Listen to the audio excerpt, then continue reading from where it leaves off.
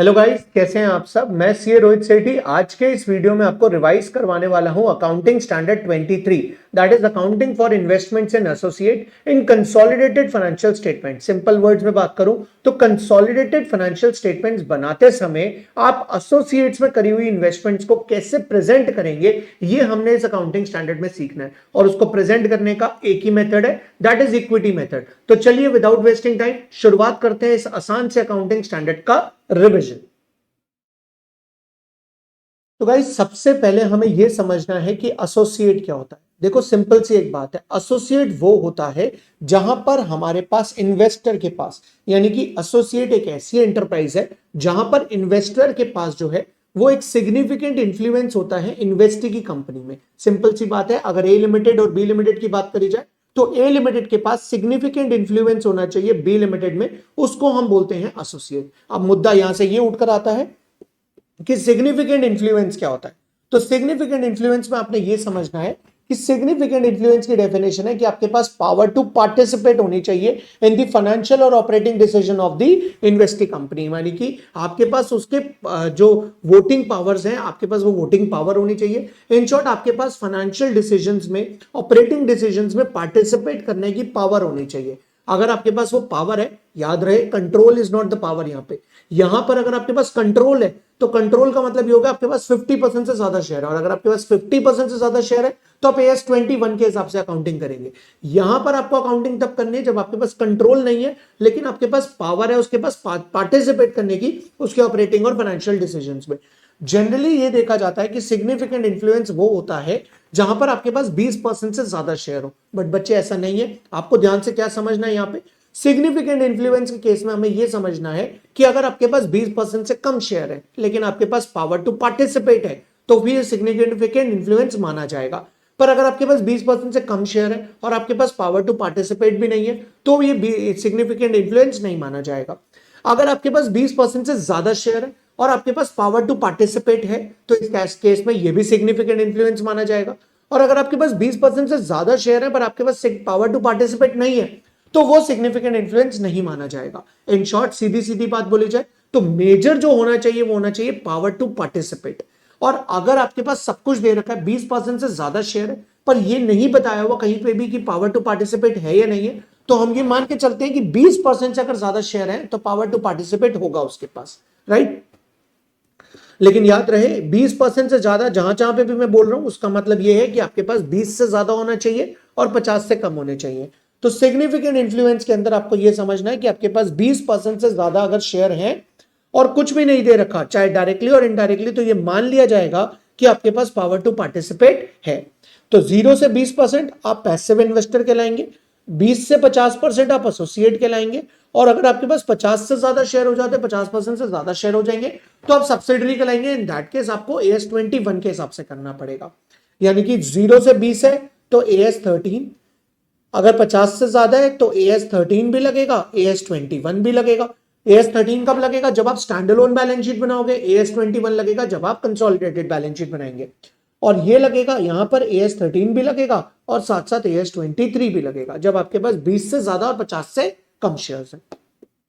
चलिए अब समझते हैं इक्विटी मेथड क्या कहता है। इस पूरे अकाउंटिंग स्टैंडर्ड में अगर कुछ मेजर चीज समझने वाली है तो वो इक्विटी मेथड ही है। तो equity method is very easy. समझते ध्यान से इक्विटी मेथड क्या होता है। इक्विटी मेथड ये कहता है कि सबसे पहले आप ये देखो, कंसोलिडेटेड फाइनेंशियल स्टेटमेंट्स बनाते समय कि आपने जो उसकी कंपनी में इन्वेस्ट करा है वो इन्वेस्टमेंट के हिसाब से आप कॉस्ट ऑफ कंट्रोल निकाल लो। कॉस्ट ऑफ कंट्रोल के बदले यहां पर कंट्रोल तो होना ही नहीं चाहिए, तो यहां पर हम क्या करते हैं, हम इन्वेस्टमेंट को रिकॉर्ड करते हैं अपनी बुक्स में कॉस्ट पे। यानी कि जब हम कंसोलिडेटेड फाइनेंशियल स्टेटमेंट्स बनाएंगे तो हम इन्वेस्टमेंट को किस पे रिकॉर्ड करेंगे? कॉस्ट पे रिकॉर्ड करेंगे, जितने की हमने इन्वेस्टमेंट खरीदी थी, राइट। उसके बाद अगर कोई भी कॉस्ट और नेट एसेट्स का डिफरेंस होगा, यानी कि जितना हमने इन्वेस्ट करा, लेट से मैंने उसके शेयर में 30% इन्वेस्ट करा, राइट, और 30% में मैंने 1 लाख रुपए लगा दिए, पर उसकी कंपनी के 30% शेयर सिर्फ 90,000 के थे, यानी कि उसकी पूरी नेट एसेट्स 3 लाख की थी। 3 लाख का 30% होता है 90,000, पर मैंने इन्वेस्ट करे थे 1 लाख, तो वो जो 10,000 रुपए वो मेरी गुडविल हो जाएगी। उस गुडविल को मुझे अलग से डिस्क्लोज करके दिखाना है। इन्वेस्टमेंट को रिकॉर्ड कॉस्ट पे ही करना है, बट गुडविल और कैपिटल रिजर्व जो भी होगा उसका एक सेपरेट डिस्क्लोजर हमें देना पड़ेगा, राइट। इसके बाद हमने क्या करना है, अब अगले साल, ये तो होगी पहले साल की बात जिस साल आपने इन्वेस्टमेंट करी है, अब अगले साल आपने क्या करना है, जो भी नेट एसेट्स में चेंज आया है वो नेट एसेट के चेंज को आपने रिकॉर्ड करना है। इसका मतलब ये हो गया, पहले साल आपके पास नेट एसेट का शेयर था 90,000 रुपए, जैसे कि मैंने अभी आपको एग्जांपल दिया कि उस कंपनी की नेट एसेट्स है 3 लाख और आपने 1 लाख रुपए इन्वेस्ट करे हैं, राइट। तो 1 लाख का 30% कितना होता है, आपके 1 लाख का 30% होता है जी 90,000, तो यहाँ 90,000 आ गया, 10,000 आपकी गुडविल हो गई, ठीक है जी।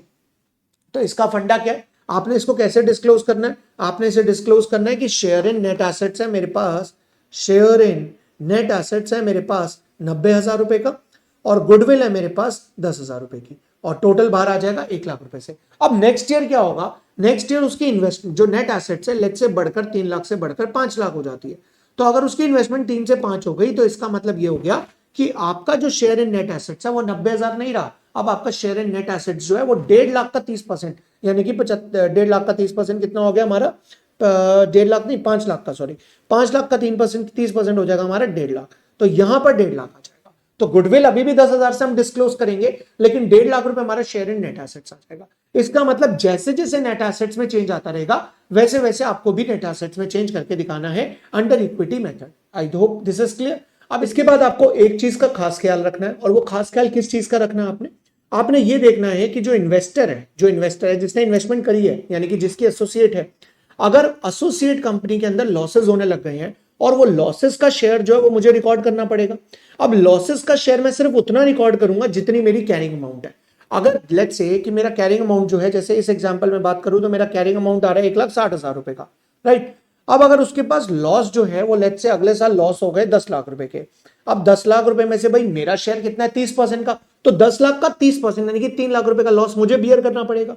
पर मेरी नेट एसेट्स कितने से आ रही है, 1,60,000 से, तो इसका मतलब ये हो गया कि मैं तो 1,40,000 नेगेटिव में चला गया। तो आपको यहां पर यह ध्यान रखना है कि इन्वेस्टर कभी भी अपनी इन्वेस्टमेंट को नेगेटिव में नहीं दिखाएगा, यानी कि वो क्या करेगा, इन दैट केस वो उसे नील वैल्यू पे दिखाएगा और उसके बाद जब लॉसेस रिकवर होने शुरू हो जाएंगे तो जब उसकी पोजीशन पॉजिटिव में आ जाएगी तब वो उसे दोबारा अपनी कंपनी में अपनी बुक्स में रिकॉग्नाइज कर लेगा। इसका मतलब इन्वेस्टमेंट को वो कभी भी नेगेटिव में रिकॉग्नाइज नहीं करेगा, हमेशा कभी किस में रिकॉग्नाइज करेगा, पॉजिटिव में, राइट।